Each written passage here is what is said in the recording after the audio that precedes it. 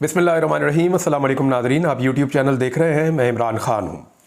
आज की जो अहम खबरें हैं वो आपके सामने रखते हैं। सबसे पहले एक तो जो स्टेटमेंट है वो पाकिस्तान तहरीके इंसाफ का आ गया। जिस तरह का ये इलेक्शन हुआ है और जैसा इलेक्शन हुआ वैसा ही स्टेटमेंट है पाकिस्तान तहरीके इंसाफ का।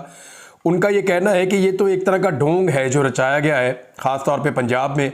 और जो कुछ इलेक्शन वाले दिन दोबारा हुआ 21 अप्रैल को, ये तो 8 फरवरी से भी एक आगे बढ़ के काम किया इन्होंने।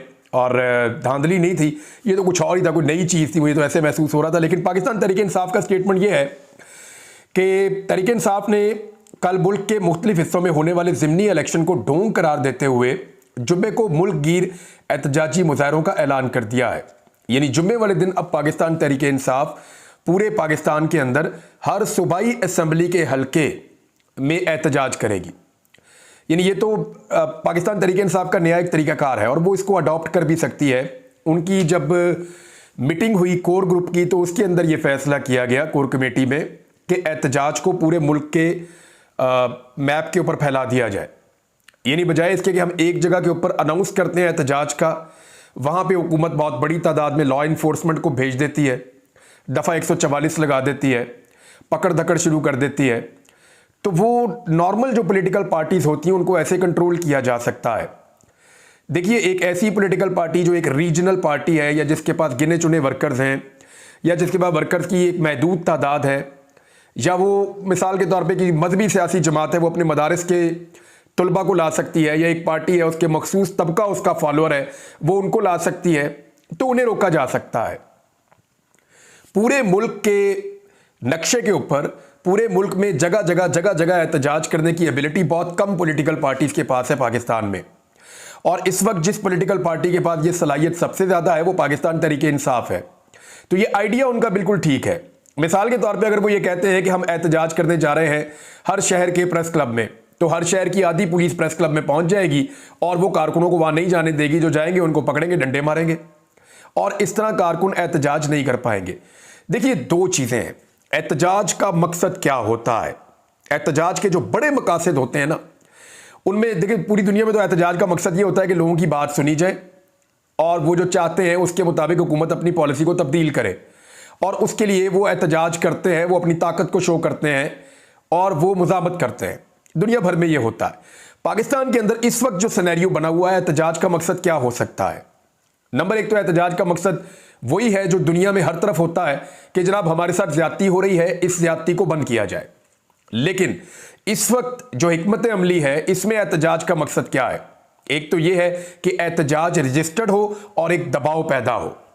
यानी हमारा एहतजाज रजिस्टर्ड हो, मीडिया उसको रिपोर्ट करे और एक दबाव पैदा हो मौजूदा हुकूमत के ऊपर, लोकल और इंटरनेशनल स्टेक होल्डर्स के ऊपर कि जनाब पाकिस्तान की पब्लिक कहीं और खड़ी है और पब्लिक की बात माननी चाहिए। एक तो यह मकसद है। दूसरा मकसद एहतजाज का यह है कि कारकुन मुतहर्रिक रहें।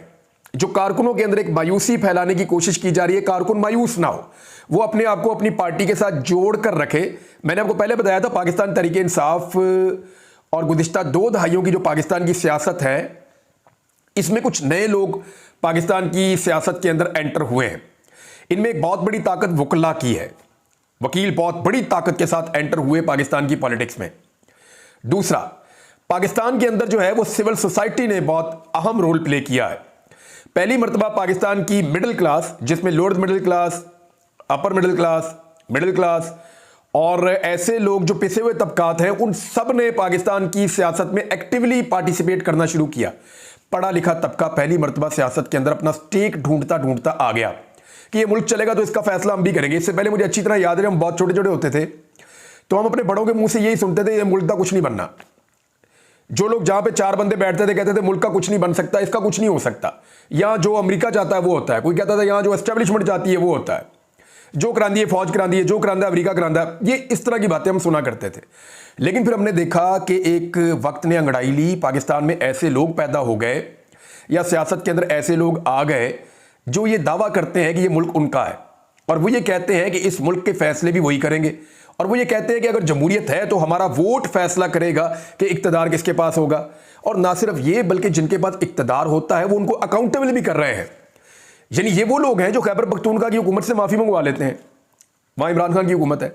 ये वो लोग हैं जो पाकिस्तान तहरीक इंसाफ को फैसले बदलने पर मजबूर कर देते हैं। ये वो लोग हैं जो निकलकर वोट भी डालते हैं, सपोर्ट भी करते हैं और बाद में एहतसाब भी करते हैं। ये लोग दर्द सर बन गए हैं जो रवायती पॉलिटिकल पार्टीज या एस्टेब्लिशमेंट या जो स्टेटस को के हामी जितने भी ग्रुप्स हैं पाकिस्तान में, ये उन सब के लिए दर्द सर बन गए हैं। अब इन लोगों से जान छुड़ानी है तो इनको मायूस करना पड़ेगा। तो दूसरा मकसद जो एहतजाज का है पाकिस्तान तहरीक इंसाफ का, वो ये है कि किसी तरह भी ये जो लोग हैं, ये जो लोग पाकिस्तान की सियासत के अंदर रोल प्ले करना चाहते हैं, जिनको शऊर भी है, जो इल्म भी रखते हैं, जो सवाल भी उठाते हैं, जो जवाब भी मांगते हैं, ये जो नए किस्म के लोग आए हैं, ये लोग मायूस ना हो जाएं, इनको मुतहरिक रखा जाए। दूसरा मकसद ये है। अब देखिए, अगर एक जगह पे एहतजाज करेंगे तो दोनों मकसद पूरे नहीं होते।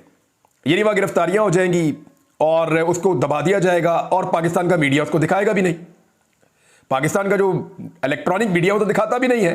थोड़ा सा सोशल मीडिया पे शोर मचेगा, उसको पाबंदी लगा देंगे, उस वक्त बंद कर देंगे। अब तो ये इंटरनेट भी बंद कर देते हैं।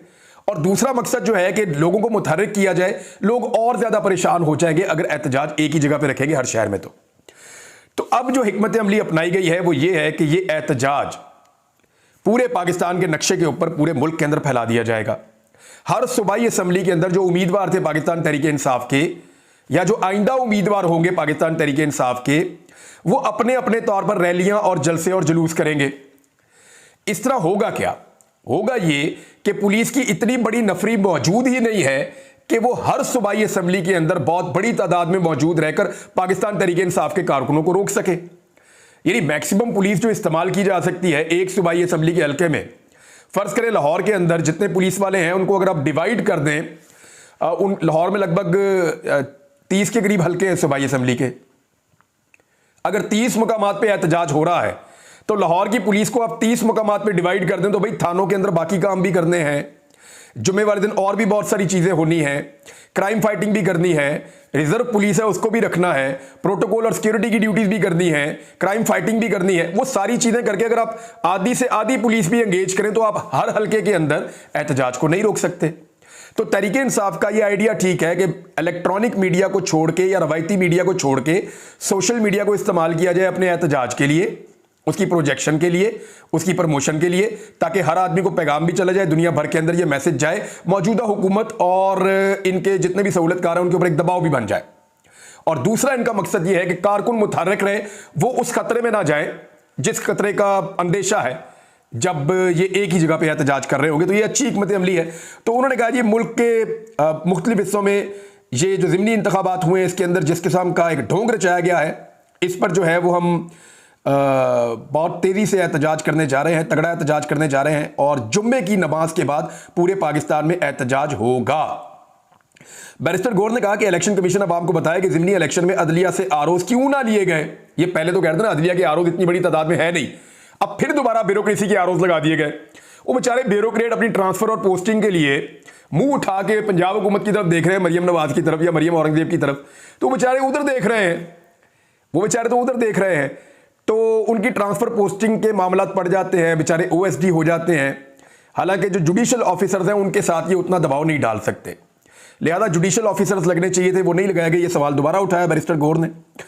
इस घिनौने जुर्म से पंजाब हुकूमत मुस्तफीद होती रही है। पोलिंग स्टेशन से हमारे पोलिंग एजेंट्स को बाहर निकाल दिया गया। कोशिश होती है बानी पीटीआई की रिहाई या महंगाई कम करने की बात करें। बैरिस्टर गौर का कहना था कि वोट ही जमहूरियत है, जो पार्लियामान का सतून समझा जाता है। वोट का सही इस्तेमाल ही असली नताइज देता है। ज़िमनी इंतखाब में जो कुछ हुआ सबने देखा। कल एक पोलिंग स्टेशन पर गया तो प्रिजाइडिंग अफसर ने रजिस्टर्ड 750 वोट बताए, लेकिन इस पोलिंग स्टेशन में 900 से ज्यादा वोट कास्ट हो गए थे। और भी बड़े बड़े लतीफे हैं, बड़े बड़े अजीब लतीफे हैं। ये भक्कर का एक रिजल्ट है और इसके अंदर जो टोटल वोट है ना, भक्कर के रिजल्ट के अंदर टोटल वोट है 1138 और यहां पीएमएलएन के उम्मीदवार को पड़ गए हैं 1127। यानी टोटल जो है वो 11 वोट ऐसे हैं जो नहीं पड़े। How is it possible? ये मुमकिन ही नहीं है कि सारे के सारे वोटर ने आगे वोट डाल दिया और एक ही उम्मीदवार को डाल दिया। यानी 1138 में से 1127 वोट नून लीग को पड़ गए और बाकी जो वोट है ना 11 वो किसी को भी नहीं पड़े। यानी एक भी वोट किसी और जमात का नहीं निकला। हद हो गई। वैसे इस किस्म का ये रिजल्ट बनाया गया है। जो अपोजिशन लीडर है पंजाब में मलिक अहमद बच्चड़, उन्होंने कहा है 3 दिन पहले तमाम प्रिजाइडिंग अफसरान को गवर्नर हाउस बुलाकर फॉर्म 45 पर साइन करवा लिए गए थे। गवर्नर हाउस इस वक्त साजिशों का गढ़ बना हुआ है। अपोजिशन लीडर मलिक अहमद बच्चड़ ने यह बात की है। शेख वकास अकरम का स्टेटमेंट बड़ा इंपॉर्टेंट है। उन्होंने कहा कि एक तो गवर्नर हाउस के बारे में स्टेटमेंट आ गया, उन्होंने कहा लाहौर के एक हल्के से 40 प्रिजाइडिंग ऑफिसर्स को उठाया गया। उन्होंने यह दावा किया और उन्होंने कहा उनसे फॉर्म 45 पर दस्तखत भी लिए गए हैं। अब नून लीग ये बयानियां बेच रही है, लेकिन क्या बयानियां बेच रही है वो बाद में बताता हूं। लेकिन पहले आप जरा अली अमीन गंडापुर का स्टेटमेंट सुन लें, क्योंकि अली अमीन गंडापुर ने हथौड़ा उठा के मारा है हुकूमत के सर पे। और उसमें अली अमीन गंडापुर ने जो बात की है मैं आपके सामने रख देता हूं, क्योंकि आईनी नुक्ता नज़र से वो वज़ीर आला खैबर पख्तूनख्वा हैं। वो पूरे पाकिस्तान में कहीं भी मूव कर सकते हैं, वो पाकिस्तान से बाहर भी ट्रैवल कर सकते हैं। और इसी के पेश नज़र फौरी तौर पे नाम निकाल दिए गए हैं ECL से।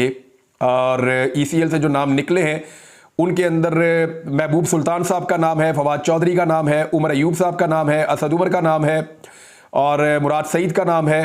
और उनके अलावा अली अमीन गंडापुर साहब का भी नाम ECL से निकाल दिया गया है, और फ़रोग नसीम साहब का, शीरी मज़ारी साहबा का। तो ये नाम, अली जैदी का नाम भी निकल गया, खुसरू बख्तियार का नाम भी निकल गया, आज़म सवाती का नाम भी ECL से निकल गया, परवेज़ खटक का, शफकत महमूद का, एजाज शाह का, इन सब, गुलाम सरवर का, इन सब लोगों के नाम कई तो उधर मिल गए दूसरी तरफ जाके, लेकिन सबके नाम ECL से निकल गए हैं। लेकिन मज़े की बात बताऊं, हमारा नाम नहीं निकला सहाफ़ियों का। मैंने खबर में नहीं पढ़ा, ना मेरा निकला अभी तक और ना समी इब्राहिम का नाम निकला। तो चले कोई बात नहीं, फिलहाल हम कहीं जा भी नहीं रहे। अच्छा, इसमें एक और चीज़ है कि अली अमीन गंडापुर ने जो स्टेटमेंट दिया वो मैं आपके सामने रखने वाला था। अली अमीन गंडापुर वज़ीर आला खैबर पख्तूनख्वा ने कहा कि मैं वर्कर कन्वेंशन और जलसे करूंगा, अपने मुतालबात सामने रखूंगा, देखता हूं कि मुझे कौन रोकता है। हमारे उम्मीदवारों के दफ्तर तोड़े गए, मुहिम नहीं चलाने दी गई। इनका कहना था कि कल बाजोड़ में होने वाले ज़िमनी इलेक्शन के नताइज से साबित हुआ कि सूबाई हुकूमत ने इंतखाबी अमल में कोई मुदाखलत नहीं की। हम भी खैबर पख्तूनख्वा में 2 नंबरी कर सकते थे, लेकिन नहीं की। अली अमीन गंडापुर ने कहा कि हमने अवामी मैंडेट का एहतराम किया।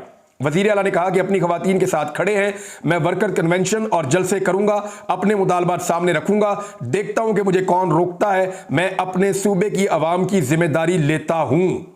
दूसरा, अली अमीन गंडापुर ने कहा कि मैं पूरे पाकिस्तान में जलसे और जुलूस करूंगा, जिसने रोकना है रोक कर दिखाए, मेरा लीडर जेल में है, अब बहुत बर्दाश्त कर लिया। यह है जी अली अमीन गंडापुर का स्टेटमेंट। और इसके बाद आपको अंदाजा हो सकता है कि एक कदम और जाएगी सियासत। PMLN अब ये बयानियां बना रही है कि हम तो ऐसे ही जीत जाते, हमें 8 फरवरी का इलेक्शन भी हम ऐसे ही जीत रहे थे, वो तो हमारे साथ धांधली हो गई। भाई, जिस लेवल की धांधली 8 फरवरी को हुई है, पूरा पाकिस्तान नहीं पूरी दुनिया उसकी गवाह है, आलमी मुबस्सरीन उसके गवाह है। और उससे भी घिनौनी धांधली हुई है 21 अप्रैल 2024 में, अभी ये जो गुज़िश्ता इलेक्शन हुआ, ज़िमनी इलेक्शन।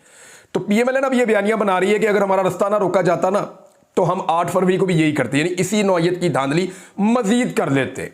यानी उनका दिल ही नहीं भर रहा धांधली कर करके।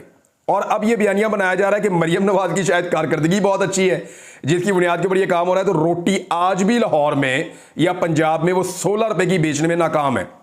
एक ही प्रोजेक्ट उठाया और वो भी अभी तक कामयाब नहीं हुआ। यानी इमरान खान के दौर में जितने रुपए की रोटी थी, आज भी उतने रुपए की रोटी ये नहीं कर पा रहे। 2 साल इन्होंने इस मुल्क की मईशत को तबाह कर दिया है, तमाम चीजें महंगी कर दी हैं। किसान को इन्होंने बेचारे को गंदम की फरोख्त के अंदर रोल कर रख दिया। किसान के साथ इतना बुरा कभी किसी ने नहीं किया जितना मरियम नवाज ने किया है। और अब क्या हुआ है, चीनी भी 10 रुपए किलो महंगी हो गई है। रोटी को इन्होंने ड्रामा करके कहा जी हम 4 रुपए सस्ती कर रहे हैं, जो हुई कोई नहीं अभी तक। चीनी 10 रुपए किलो महंगी कर दी है। पेट्रोल जो है उसको 300 रुपए पे पहुंचा दिया है।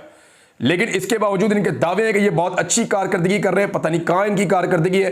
पाकिस्तान के आम आदमी के मुंह के आगे उन्हीं सहाफियों को माइक लेकर जाना चाहिए जो सहाफी इमरान खान के दौर में माइक उठाकर पाकिस्तानी अवाम के मुंह के आगे रखते थे और पूछते थे कि तब्दीली का मजा आ रहा है। अब जाकर जरा पूछें कि जनाब एक बारी फिर शेर हो गया, बताएं अब आपको क्या महसूस हो रहा है। जरा पूछें जाकर के मियाँ जदों आएगा तो लग पता जाएगा। तो लोगों को लग पता गया है या अभी तक नहीं लगा है। उन सहाफियों को चाहिए कि वो माइक लेकर निकलें और जाकर पब्लिक से अब पूछे वही सवाल जो वो इमरान खान के दौर में पूछते थे।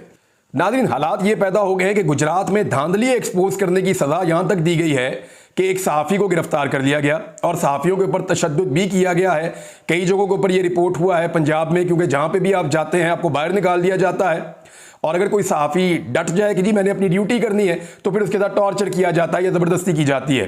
ये मियाँ फैमिली का पुराना एक रुझान है कि सहाफ़ियों भी अक्सर टॉर्चर कर देते थे। मुझे याद है मैं यहाँ पे रिपोर्टिंग करता रहा हूँ बहुत लंबा अरसा, तो मैं ये सारी चीज़ें फेस करता रहा हूँ खुद भी। तो वहाँ पे टॉर्चर किया गया, रिपोर्टर को गिरफ्तार कर लिया गया, कैमरामैन को भी टॉर्चर किया गया, उसको भी गिरफ्तार किया गया। ये सिर्फ किस लिए किया गया? यानी मैं आपको एक मिसाल दे देता हूँ। मशाल यूसुफजई ने एक सहाफ़ी के ऊपर इल्ज़ाम लगाया और जब तक माफ़ी नहीं मांगी खैबर पख्तूनख्वा के सहाफ़ियों ने माफ़ नहीं किया। उन्होंने माफ़ी मांगी, उसके बाद सुलह की। पहले बैरिस्टर खुद गए, बैरिस्टर साहब, उसके बाद जो है वो मिसाल यूसुफजई खुद गई, जाकर उन्होंने माफ़ी मांगी और उन्होंने उस सहाफ़ी के साथ सुलह की, तो सहाफ़ियों ने माफ़ी दी है। यह है खैबर पख्तूनख्वा की हुकूमत और वहाँ के सहाफ़ी। अब आ जाए आप पंजाब में। पंजाब में सूरत हाल ये है कि पकड़ के जिसको मर्जी फैंटी लगा देते हैं, पर्चा दे देते हैं, अंदर कर देते हैं। मेरे ऊपर बम डाल दिया पकड़ के, लेकिन कोई बोलता ही नहीं है। प्रेस क्लब के अंदर जाके सहाफ़ियों के लिए आवाज़ उठाने के लिए जब कहा जाता है तो वहाँ पे भी कोई सोच रहा होता है, कोई जवाब दे रहा होता है, कोई नहीं दे रहा होता। बहुत कम लोग हैं जो आवाज़ उठाते हैं। तो जब तक पंजाब के सहाफ़ी अपने लिए खुद आवाज़ नहीं उठाएंगे तब तक उनके लिए कोई हुकूक मौजूद नहीं है। मैंने पहले भी कहा था ये आग सबके दरवाज़ों पे आएगी। मैंने पहले भी कहा था कि मेरा घर नहीं सबका घर जलेगा। तो मेरी बात पे आज भी मैं कायम हूँ। आपको मेरे नुक्ता नज़र से इख्तलाफ हो सकता है, लेकिन मेरे बोलने का राइट कोई छीने, इसके ऊपर हम सबको इकट्ठा होना पड़ेगा। क्योंकि इससे पहले जब भी किसी के बोलने का राइट छीना, मैंने उसके लिए आवाज़ उठाई है।